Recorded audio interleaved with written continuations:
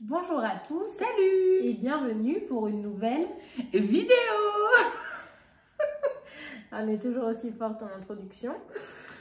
Alors, En vidéo tout court. en vidéo tout court. Aujourd'hui, Franchement, on espère que ce qu'on fait vous plaît, parce que je vous assure, on donne de notre personne. Ouais. On lutte contre notre nature. ouais, complètement. C'est vraiment. Bon, donc on avait fait toute une série. Je ne vais pas récapituler toutes les vidéos. Non, mais parce que là, il commence à en avoir il y en a quelques-unes. pas mal. De la mise à la repro à la mise bas au sevrage du poulain avec toutes les étapes intermédiaires. Et tutti quanti.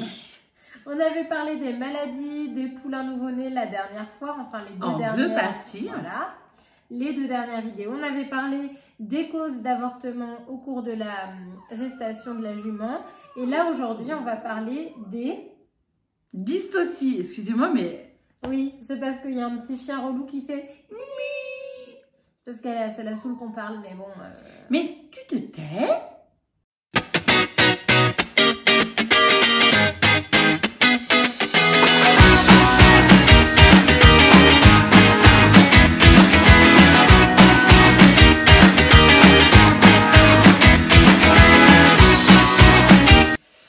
Donc les dystocies, qu'est-ce que c'est qu'une dystocie? D'habitude, c'est moi qui demande. Oui, bah là, c'est Alors- moi qui demande. Alors, qu'est-ce qu'une dystocie, docteur? Bah, une dystocie, c'est quand... On n'inverse pas les rôles, ok? C'est quand le poulinage Se quand passe il y a- mal. Voilà, quand il y a une anomalie au poulinage, quand il n'y a pas d'anomalie, on appelle ça un poulinage eutocique et donc l'inverse dystocique Toxique. du grec.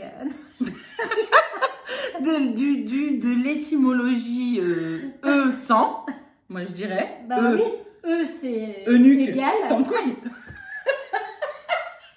du grec nucus. Donc c'est ça. Donc E100 et 10, plusieurs je dirais, ou avec. Je pense que parce que Bon, vous avez compris. ouais, on Oh. ne connaît rien En étymologie. Donc un poulinage qui se passe mal. Voilà, On va s'arrêter avec là. problème quoi. On va pas s'avancer plus.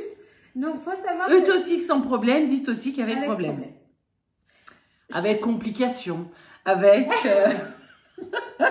Bref, vous aurez compris le sens de ce mot. Et donc, cette vidéo va parler de ça.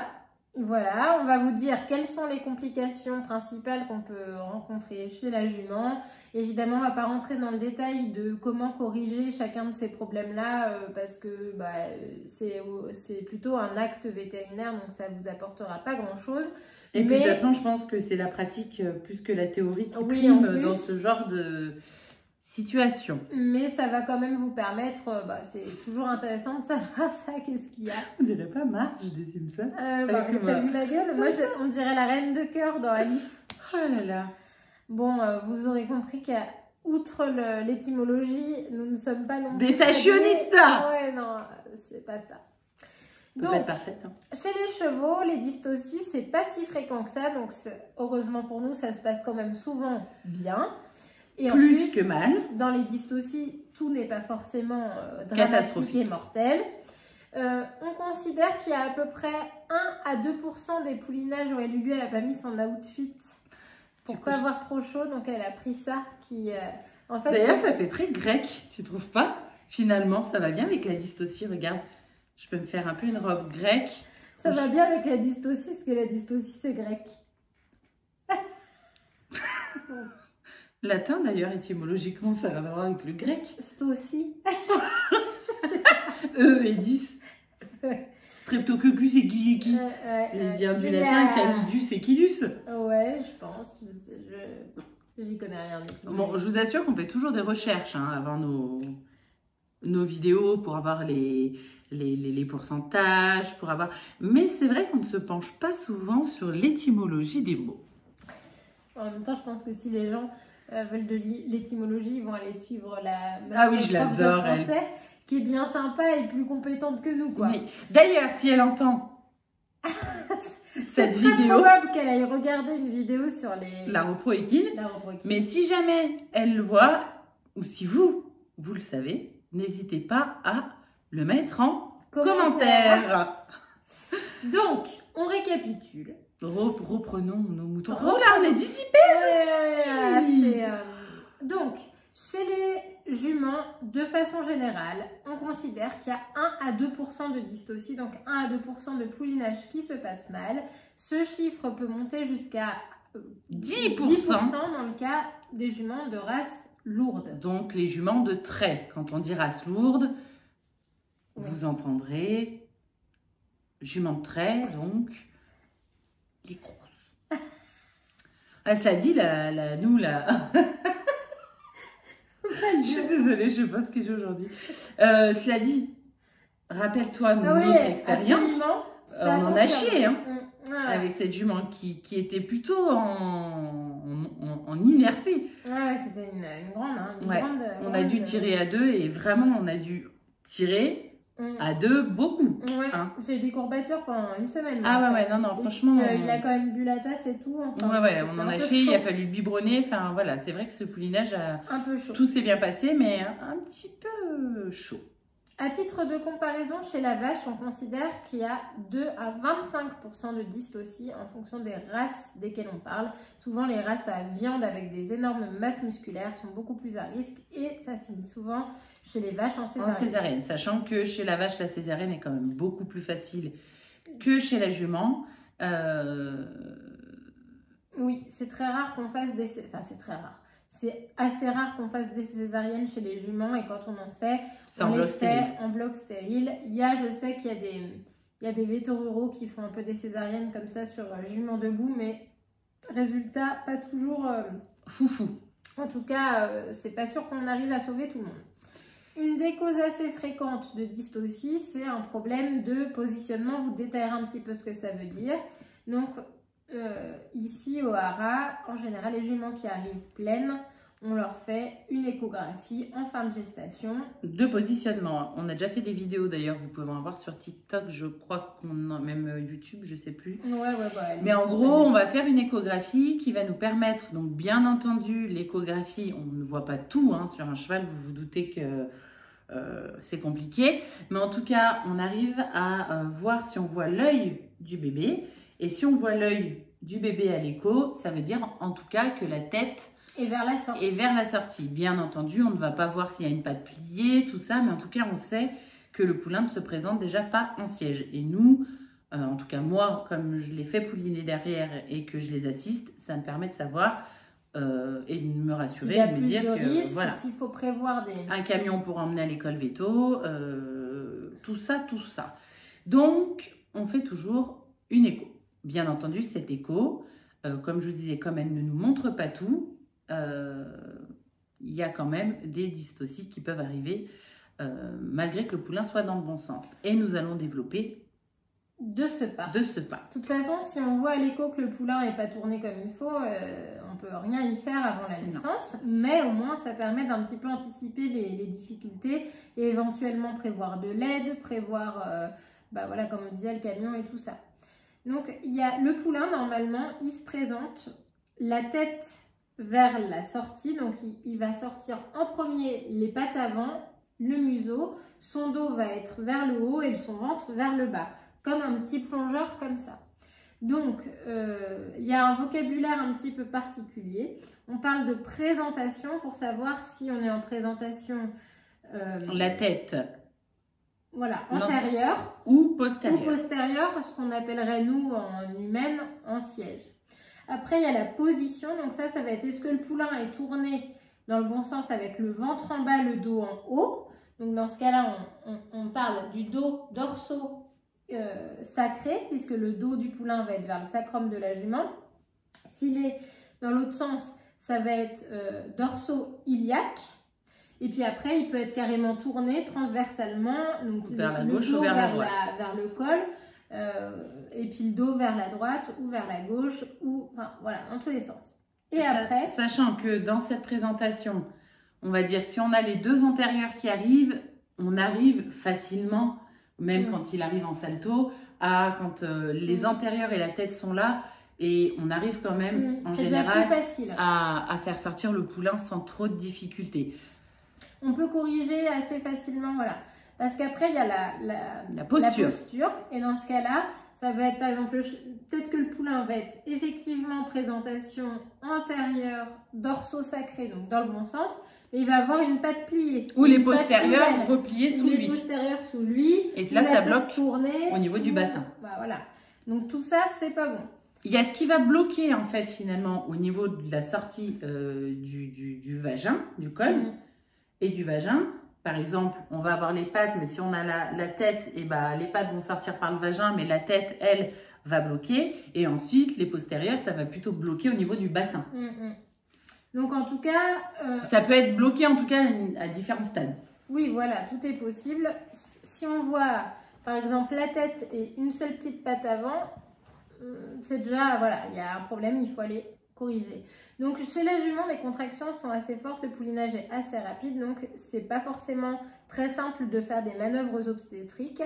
Et évidemment, si on est là, enfin plus on est là rapidement, moins le poulain est engagé et coincé, plus c'est facile parce qu'en général, pour corriger les problèmes de posture, on les recule de repousser. Et après, on déplie la patte. Voilà. Et vraiment, je pense qu'on ne se rend pas compte de la puissance de, je sais pas, on n'a pas la pression finalement que ça représente. Rien, mais c'est énorme. Les contractions de jument, c'est vraiment tellement fort que nous, pour déjà avoir eu des dystocies importantes, des fois, il faut être à 5 pour réussir à repousser le poulain à l'intérieur.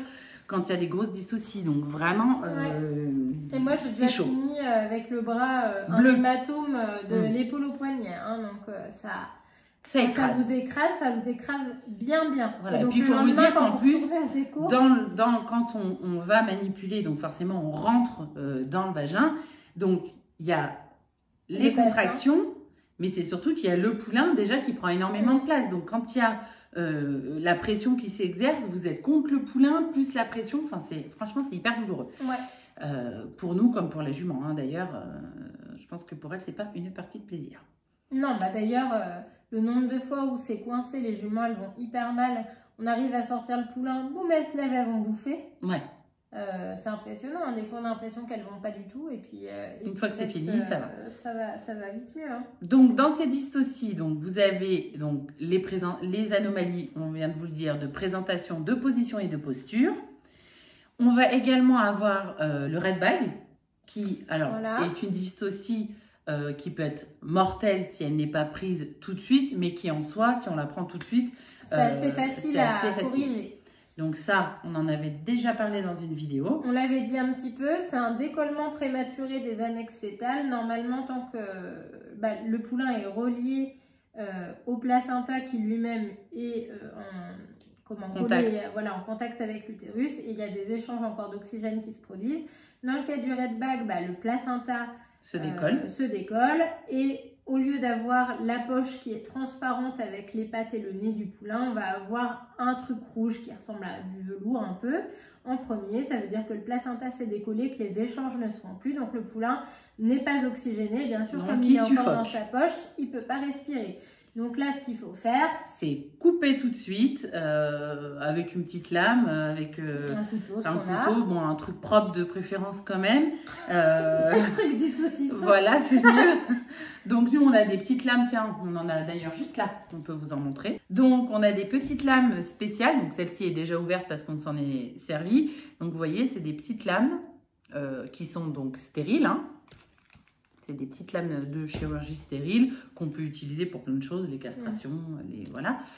Et donc, on va faire une petite incision dans la poche en faisant attention de ne pas aller trop fort pour pas non plus couper le poulain. Mais il faut y aller quand même parce que c'est assez quand même assez épais. Hein. Je pense que ça fait bien 0,5 d'épaisseur quand même. Ouais, ça fait un petit... Ah, oui. Ouais. Donc voilà, on ouvre et comme ça, on écarte et le poulain peut respirer. Donc ça fait partie des dystocies mineures.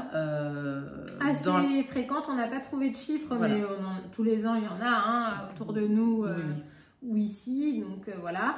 Et si on est présent, ça se résout très bien, on ouvre le bazar. Et on n'en parle plus. Voilà, c'est pas dramatique si on le prend tout de suite, ça peut l'être si on ne s'en rend pas compte. Je sais pas, après en termes de poulinage, finalement, est-ce qu'elle pouline? Oui, elle pouline pareil, sauf que le poulain est mort avant d'avoir... Bah, c'est ça, ouais. Oui, mais le poulinage au final va bien se passer. Bah, si le Mais poulain c'est est juste bien que le poulain va positionné, mourir. bah oui, Voilà. il peut pas. En fait, Il peut pas respirer. normalement, les poches se percent À la sortie. à la sortie. Bon, ça arrive qu'elles se percent pas et que le poulain naisse coiffé et meurt si on n'est pas là aussi. Hein. C'est ça. Même avec juste la poche allantoïdienne. Mais Et ça, c'est pareil. Tous les ans, on Il y en en a. entend autour de Ouais, nous ouais. des poulains qui meurent noyés dans la poche. Donc voilà, quoi qu'il en soit, de toute façon, il faut être là pour les poulinages au maximum si on peut. Mais bon, en tout cas, l'allantoïde, normalement, ça se perce. Le placenta, aucune chance que le poulain... Enfin, Non, c'est beaucoup trop épais pour... c'est trop épais pour qu'il puisse, donc aucune chance qu'il le perce et qu'il respire Oui, parce que correctement. même nous, on voit quand on le manipule pour voir comment c'est. Ah oui, c'est vraiment... résistant, c'est du steak. Hein. Ah oui, c'est ça, c'est du steak, quoi, clairement. Donc voilà. Ensuite, on va avoir dans les dystocies tout ce qui va être malformation. Donc, malformation du poulain. Malformations du poulain, oui, qui peuvent être très diverses et variées. On ne va pas toutes les énumérer. Ce qu'on avait trouvé quand même, c'était que la plus fréquente, c'était l'hydrocéphalie qui représentait à peu près 8%. Toi, tu en as déjà eu? Ouais. Moi, j'ai jamais vu, mais toi, tu en as déjà fait? Bah, et là, c'est compliqué parce que si la tête est tellement grosse qu'elle ne passe pas dans le diamètre du bassin, par faire une césarienne, on ne peut rien faire de spécial. Hein. Donc, l'hydrocéphalie, pour vous expliquer, c'est donc la tête qui va être anormalement grosse. Voilà. Il y a une accumulation de liquide céphalorachidien parce qu'il n'y a pas le système qui permet normalement de réguler la quantité. La tête va être très grosse et donc, bah, des fois, elle bloque. On est d'accord que ce poulain, de toute façon, n'est jamais viable. Non. Après, non, enfin, il y a des hydrocéphalies mineures, oui, mais là, quand le truc, il a une tête plus grosse que son corps, non, il n'est pas viable. Après, on peut avoir des anomalies des pattes, on peut avoir des parois abdominales qui ne sont pas fermées correctement, on peut avoir tout un tas de choses qui peuvent ou non être gênants pour la mise bas, mais bon, bah voilà, des fois, ça, on ne peut pas le deviner, hein, donc on est devant le fait accompli, et puis, c'est pas toujours évident de s'en sortir. En général, on s'en rend vraiment compte, sauf sur l'hydrocéphalie, mais il y a certaines anomalies, malformations, on s'en rend compte qu'une fois que le poulain est dehors, finalement. Une fois qu'on le voit entier, qu'on se dit, ah, il y avait ça. Et encore une fois, c'est des choses qu'on ne peut pas voir à l'échographie, qu'on ne peut pas voir en radio, qu'on ne peut pas... Enfin, voilà, le cheval, enfin, la jument, c'est tellement gros que finalement, on ne peut pas tout voir, ou je pense qu'on pourrait le faire, mais ça prendrait des heures. Ouais, bah il faut avoir l'expérience. Un matériel, et puis un matériel de fou, quoi. Ouais. Bah disons, si la malformation, c'est il manque un œil, c'est pas gênant pour le poulinage. Maintenant, si c'est l'hydrocéphalie, moi j'ai déjà eu par exemple un poulain où ses membres antérieurs étaient tunnelisés dans le thorax. Donc en fait, il n'y avait pas... Les os, tout ça existait, mais tout ça était collé au thorax. Et il n'y avait pas l'extension d'ailleurs. Il était en flexion constante. Il était comme ça. Donc voilà, pareil. Compliqué. Ou tu as eu aussi des poulains qui naissent avec les intestins qui sont déjà tout sortis parce qu'il n'y a pas la paroi abdominale qui est terminée. En fait, si vous voulez, toutes ces malformations, c'est qu'à un moment donné, dans le stade de développement, il y a un truc qui foire. Et ça, on ne peut pas le prévoir. Ensuite, on va avoir dans les dystocies les torsions utérines qui est un truc hyper redouté, je pense, de tous les éleveurs. Donc, la torsion utérine, c'est quand le poulain, enfin, quand l'utérus avec le poulain va faire des tours comme un petit tambour. Voilà. Et en fait, ça va faire une torsion de l'utérus. Et donc, dans ce cas-là, il n'y a plus de vascularisation. Oui, alors... il peut y avoir encore de la vascularisation, mais en général, c'est que ça ne va pas durer. Les juments sont en colique, elles ne sont pas bien. Il y a un risque que du coup, le poulain soit plus vascularisé, que l'utérus nécrose. Enfin voilà, ça dépend en fait du nombre de tours qui a été fait. Chez les chevaux, il y a quand même des ligaments normalement qui suspendent vers le dos l'appareil génital. Donc pour des raisons anatomiques par rapport à la vache, par exemple, c'est moins fréquent. Mais il y en a quand même. Donc et est-ce que, comme chez la vache, tu peux, une fois qu'il y a une torsion utérine, tu peux la défaire manuellement? Alors, parce que je sais que chez les vaches, ils arrivent à... Ouais, alors, manuellement, oui, mais pas comme chez les vaches, parce qu'en fait, ça dépend à quel endroit c'est tordu. Chez les vaches, des fois, c'est avant le col, après le col, enfin ça, on arrive bien à le déterminer. Chez les juments, c'est pas aussi évident que ça, donc on peut pas... Chez les vaches, des fois, on attrape un membre à travers le col de l'utérus quand c'est au moment... Ouais, voilà. Ça, chez la jument, c'est pas ça. En fait, fait, soit on va aller en chirurgie carrément au bloc et essayer de détordre l'utérus, soit moi, ce que j'avais vu faire une fois sur une jument que j'avais eu qui avait une torsion d'utérus, c'est une jument qui venait parce qu'elle s'était noyée dans une rivière en étant pleine. Et au bout de, je sais pas, 2 mois dans les hôpitaux, elle avait bien récupéré de la capacité respiratoire et elle avait une torsion d'utérus. Oh purée. Donc c'est pareil, la torsion de l'utérus, c'est 5 à 10% des dystocies. Et donc c'est beaucoup plus rare que chez la vache. Et le 8e mois de gestation est le plus à risque. Et ensuite de 8 à 11, voilà. En tout cas, quand le poulain commence à prendre vraiment de la place dans l'utérus finalement. À ne pas confondre avec la torsion ombilicale qui est une cause d'avortement. On avait vu dans les précédentes vidéos, je pense. Dans les avortements, justement. Et avec cette jument, ce qu'on avait fait, du coup, comme elle ne pouvait pas avoir une anesthésie générale parce que ses poumons n'étaient pas super, on avait fait une chirurgie debout, on lui avait ouvert un flanc et on avait repoussé l'utérus. En laparodage, ok. Et le poulain... Et ça avait marché. Ouais, X temps après, il allait très bien. Et la jument, elle était très bien. Happy end. Mais alors là, franchement, comme c'était l'accumulation des trucs, j'ai cru qu'on allait jamais arriver. J'en pouvais plus. Bon, bref. Là, vous avez eu du bol, mais c'est vrai que c'est pas souvent... faut que ce soit vite pris, je pense. Là, elle était en clinique, en fait. Oui, je pense que si elle avait été auprès... c'était foutu. Si tu veux, moi, je suis arrivée le matin après l'équipe de nuit. Déjà, quand je m'en suis occupée à 7 h, elle était déjà mal. Bizarre. Et à 9 h, elle était bizarre plus. Et bon, on l'a pris direct, quoi, mais bon. Voilà. Ensuite, on va avoir les gestations gémellaires. Donc, on en avait déjà parlé, les jumeaux. Le problème, c'est que soit on a un avortement, soit ça va à terme. Quand ça va à terme, il se peut que les 2 poulains s'engagent un peu en même temps, qu'on ait les membres qui se mélangent. Que la jument perde un peu ses forces et ait du mal à expulser le deuxième. Souvent, même si c'est des poulains plus petits, il faut quand même les expulser. Voilà, il se peut qu'ils soient mal positionnés parce que ça dépend comment ils étaient pendant la gestation, mais voilà, qu'ils ne s'engagent pas, comme on disait, dans le bon sens, pas dans la bonne posture ou dans la bonne position. Donc tout ça, c'est plus à risque. On ne va pas trop s'étaler là-dessus parce qu'on avait déjà parlé plein de fois. Oui. Il y a des gestations gémellaires qui arrivent à terme et qui se passent bien, mais dans la majorité des cas, on évite. C'est mieux. Ensuite, nous avons aussi, enfin moi que j'ai déjà vu, mais toi aussi plein de fois, c'est donc la rupture du ligament prépubien. Qu'est-ce que c'est, docteur, la rupture du ligament prépubien? En gros, c'est un ligament qui est en avant du pubis et qui maintient un petit peu les abdos. Les muscles de la sangle abdominale qui peut se rompre.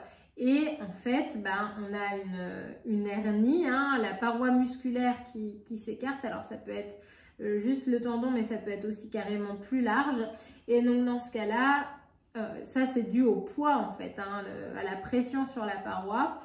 Et donc, tous les organes se retrouvent sous la peau, ce qui est extrêmement à risque parce que déjà, si la jument se blesse, c'est l'éventration. Et en plus, l'utérus, au lieu d'être maintenu, il appuie sur... il est comme ça pendant. Donc, en général, on voit des juments avec un ventre vraiment énorme et très bas comme ça. Souvent, ça leur tire aussi sur le dos. Et là, le risque, c'est que le poulain, il est en bas, quoi. Donc, ça fait... Même si l'utérus se contracte, les contractions abdominales, musculaires, réflexes qui vont se produire quand le poulain est engagé, vont pas du tout aussi efficaces. Alors moi, sur ce que j'ai vu, les poulinages, c'était très bien passé. Par contre, les juments sont mortes quelques années ou mois après des suites de ça.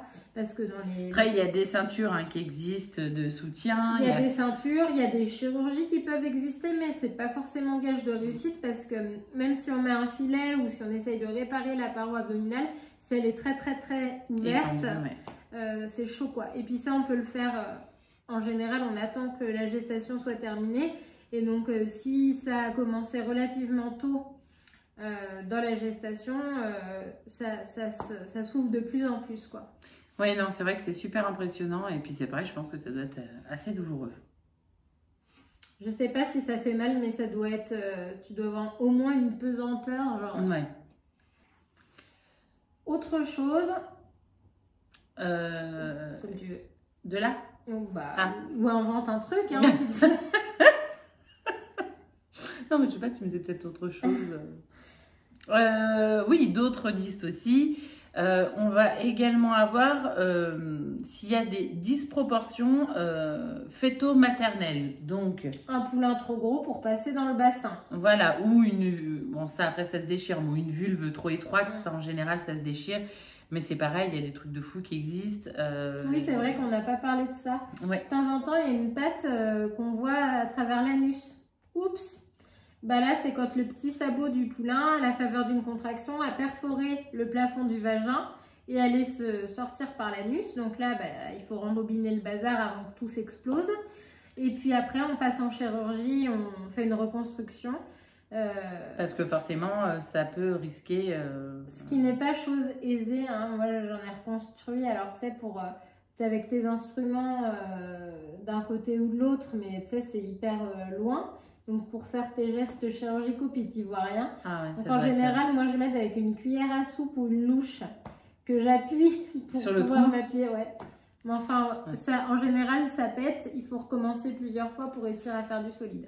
Il y a aussi l'année dernière une copine veto à nous, celle qui nous intervient aux écuries. Elle a aussi eu une jument. Le poulain est sorti par la cuisse. En fait, il est sorti par... il y a la vulve. Et en fait, le poulain, il est passé à côté, entre la vulve et le muscle de la cuisse de derrière de la fesse. Donc ça, en soi, c'est très douloureux pour la jument, mais ça se reconstitue. Mais voilà, on a eu l'année dernière, pareil, il y a des juments qui arrivent à se déchirer la vulve jusqu'à l'anus. Ah oui, c'est pas si rare que ça. Non, hein. ça c'est assez fréquent, les déchirures comme l'épisiotomie. Bon, on n'a pas trop le temps d'en faire. En Bah, général, il faut bien reconnaître que quand ça pousse... Ouais, c'est ça, on n'a pas le temps trop d'agir. Hein. Donc en général, ça se Et déchire. puis bon, même avec une épisio, ça peut... Oui. Je pense que... Oui, oui. Après, très honnêtement, ça nous arrive de resuturer des juments, mais c'est pas hyper fréquent. Non, en général, plus, ça hein. cicatrise assez bien. Alors, Ouais. quand c'est juste la vulve, c'est quand même beaucoup mieux que si ça implique l'anus ou le plafond du vagin, hein, où là, c'est autre C'est un chose. peu plus dramatique. Et ouais. puis des fois, ça peut être des grosses perforations avec des hémorragies qui peuvent être fatales, mais ça, c'est très, très rare, hein, heureusement. Dans la dystocie, je ne sais pas si on peut la compter comme une dystocie, mais elle y est, on n'en a pas parlé, c'est la rupture de l'artère utérine. Ouais, c'est une complication en général. C'est une complication plus qu'une dystocie. Ouais, ouais. Ça peut être, quand on manipule beaucoup, qu'on essaye de tourner les poulains, les machins, ça peut arriver. Bon, ça peut aussi arriver sans ça, mais effectivement, et là, c'est fatal. Hein, ça. On En n'a pas le temps général, d'agir. on n'a rien le temps de faire. C'est une grosse artère qui est loin, loin, loin, loin dans la jument. Donc, si c'est une petite collatérale, on a une chance d'arriver à faire stopper quelque l'hémorragie, chose. mais si c'est une grosse, c'est mort. Donc voilà, donc dans ces disproportions, c'est vraiment plus fréquent, encore une fois, chez les juments lourdes, qui vont avoir des gros bébés, ou chez les miniatures, qui vont avoir un bassin beaucoup trop étroit pour faire passer le poulain. Donc ça, ça arrive quand même. Hein, donc, Chez les petits et chez les grands.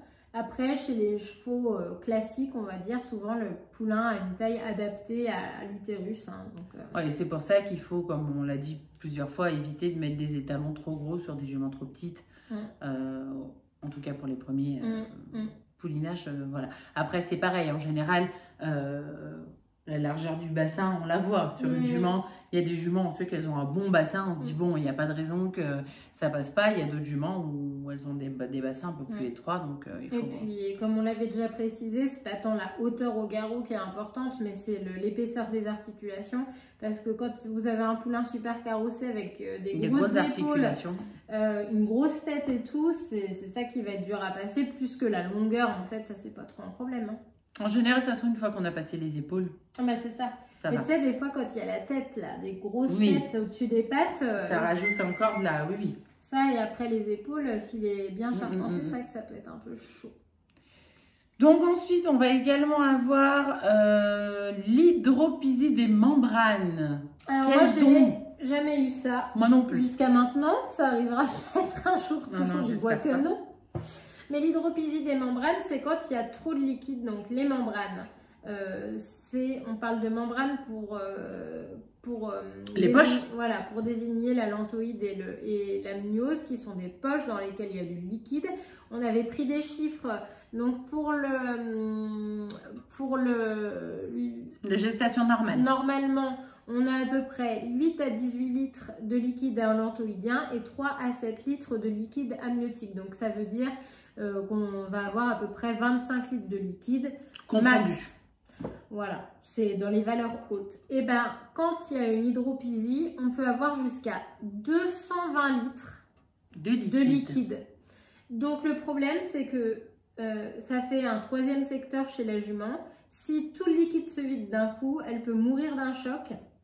Donc il faut la perfuser, essayer de faire en sorte que le liquide sorte progressivement. Comment tu fais ça, on va dire. Bah, de toute façon, si tout est percé, voilà, c'est mort. Mais il faut essayer de, je pense, d'aller mettre une main au niveau du col, de faire un petit trou. Voilà, je pense. Hein. Moi, j'ai jamais fait, donc je sais pas. Mais oui, donc ça veut dire qu'il faut aller vider le liquide avant que la jument pouline, parce qu'une fois que la poche s'est rompue, bah, c'est comment ça. tu peux... Je pense qu'il faut vraiment surveiller dès que le col s'ouvre, essayer de rompre les annexes. Hein, je vois que ça. Encore une en tout cas, ça se fait pas dans un pré, c'est sous surveillance plus. Ouais, hein. Ouais, c'est ça. En fait, à chaque fois qu'il y a un volume de liquide quelque part, il faut surveiller. Voilà. Et oula. Je voulais mettre pause, j'ai peu de temps. Et paraît-il que, et on veut bien le comprendre, elles sont énormes en général. Ils disent que les juments consultent à peu près au 7e mois de gestation parce qu'elles sont énormes. Énormous. Ah, forcément, 220 litres, t'imagines? De toute façon, quand on a une dystocie connue, telle que l'hydropysie ou une gémellité ou une rupture, on est clinique. Voilà. Enfin, moi personnellement, voilà, même si nous on est un centre spécialisé pour les poulinages, je n'accepte pas une jument avec une dystocie comme ça. Non, puis ça serait bête parce que y a pas... ne pas lui laisser de chance. Voilà, il faut qu'il y ait la possibilité d'aller en chirurgie. D'aller en chirurgie tout de suite, de l'endormir tout de suite s'il y a besoin, de la perf tout de suite, d'avoir des palans pour la porter éventuellement. Voilà. Enfin, nous on n'est pas équipés dans des centres, il faut vraiment que ce soit suivi par des vétos et des chirurgiens. Donc quand il y a une dystocie connue de la sorte, en clinique. Faut pas se dire on essaiera de... Non. Faut que ce soit suivi de très près. En tout cas, c'est mon avis, mais je pense que... Oui, bah c'est ça. À la limite, encore un poulain à l'envers. Bah, de toute façon, ça tu... Oui. Et si encore... tu vois qu'il est à l'envers, ça dépend. Mais ça peut se tenter. Hein. Ça sort un poulain qui est à l'envers. Oui. Mais bon, faut être prêt aussi à partir. Mais un truc comme ça, hyper compliqué, non, vaut mieux être en clinique. Enfin, après, tout dépend le budget qu'on veut y mettre et tout ça. Mais c'est pas sympa non plus d'aller refourguer ça à quelqu'un dans un centre. Enfin, c'est vraiment une bonne galère, quoi. Et puis, franchement, il faut même être plusieurs parce que moi, les grosses dystocies que j'ai eues, même en ayant l'habitude de tourner des poulains et tout ça, on s'épuise. Enfin, non, mais je t'ai dit, nous, celles qu'on a eues, ils étaient 5 dedans. C'est le poulain toute seule, je n'aurais jamais rien pu faire. Bah non, mais c'est sûr. Et donc là, c'est pareil, c'est une dystocie, bah forcément. Et puis tu vas pas faire ça toute seule, il faut quelqu'un qui tient la jument, il faut la sédater, lui donner des trucs pour qu'elle pousse pas, le temps de tourner le bazar. Enfin, bon, lubrifier à mort, lubrifier pour essayer de repousser le poulain. Non, c'est sûr que voilà, nous, c'est vrai qu'on a la chance d'être juste à côté de l'école vétérinaire, donc en 10-15 minutes, on y est.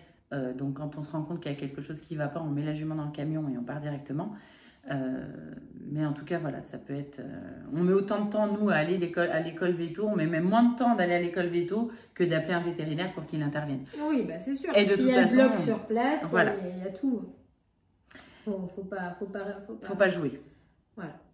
Et donc, on a en dernière position des dystocies l'inertie utérine qui est peu commune, qui touche plutôt, on a vu, les vieilles ou les malades. Mauvais état général. Voilà. Et qui dit inertie dit inerte, donc utérus qui ne se contracte pas. Donc là, rien ne se passe. Rien ne se passe. Voilà, il faut que ça soit nous-mêmes à la manuellement. Petit bras musclés qui sortions de poulain, c'est rare. Et d'où l'importance, comme on l'a dit, redit, de ne pas mettre à la repro des espèces de vieilles biques pas en état, malades, choses machin, mais des bonnes juments, belles en état, pas malades, qui n'ont pas 1000 ans. d'un âge raisonnable, parce qu'on a moins de chances d'avoir une merde. Forcément. Sans compter que, éthiquement parlant, bon, ça se discute. Voilà, c'est peut-être mieux de ne pas mettre une jument de 28 ans à la repos, selon moi. Voilà, je pense qu'on a fait le tour des dystocies. J'espère que vous aurez appris des choses. En tout cas, moi-même, j'ai appris des choses en faisant cette vidéo. Donc, je trouve que c'est super cool. Ouais, bah moi aussi. Voilà. Bon, bah en tout cas, c'est quelque chose qu'on ne souhaite à personne. Non. Mais malheureusement, ça n'ira pas plus bas. Mais malheureusement, ce sont des choses qui peuvent arriver. Donc, faut en être conscient, voilà. Préparer. Ça fait partie des risques de la mise à la repos de sa jument. Bah, c'est ça. Voilà, disons, il ne faut pas être parano, mais il faut garder dans un petit coin de la tête que ça peut partir. Que vous pouvez faire partir des 1 ou 2% des dystocies. Voilà. Et que, bah, non. 10% si vous êtes des rassurants. Les juments de trait, bah, 1 à 2%. Après, quand tu enlèves les red bags, les pattes un petit peu mal positionnées, les trucs comme ça, finalement, il y a quand même beaucoup de choses, beaucoup de chances de s'en sortir, même avec une dystocie. Mais bon, sinon, il faut avoir un plan de secours, quoi. C'est sûr que si vous êtes... vous n'avez pas l'habitude de faire des poulinages, c'est votre jument d'amour, vous êtes au fin fond de je sais pas où, il n'y a pas de vétérinaire à moins d'une heure, ça va pas, il faut prévoir de mettre dans un centre, dans une clinique où vous voulez, mais... avec des gens qui ont l'habitude d'en faire en tout cas, et qui se rendront compte rapidement que quelque chose se passe mal, parce que quand on a l'habitude de faire beaucoup de poulinage, on se rend compte que ça se passe pas comme d'habitude. Des fois même comme l'année dernière, juste sur la poche, quand elle commence à sortir, on arrive déjà à se dire c'est bizarre. C'est bizarre. Donc voilà, faut pas faire les apprentis sorciers avec la repro, de toute façon, il y a trop de risques. Voilà. Donc comme d'habitude, les sorties de vidéos, c'est le samedi matin à 7 h sur YouTube. Une vidéo à peu près par jour dans les shorts et sur TikTok. Instagram en cours de développement, n'hésitez pas à vous abonner parce que on débute. Mais bon, voilà. Sinon, on vous remercie d'être de plus en plus nombreux chaque jour. À nous suivre. Voilà, abonnez-vous, mettez des pouces, mettez des likes, mettez des commentaires, n'hésitez pas à partager vos expériences aussi. Hein. La semaine prochaine, on verra de quoi on parle. On n'a pas décidé. Pensé. Non.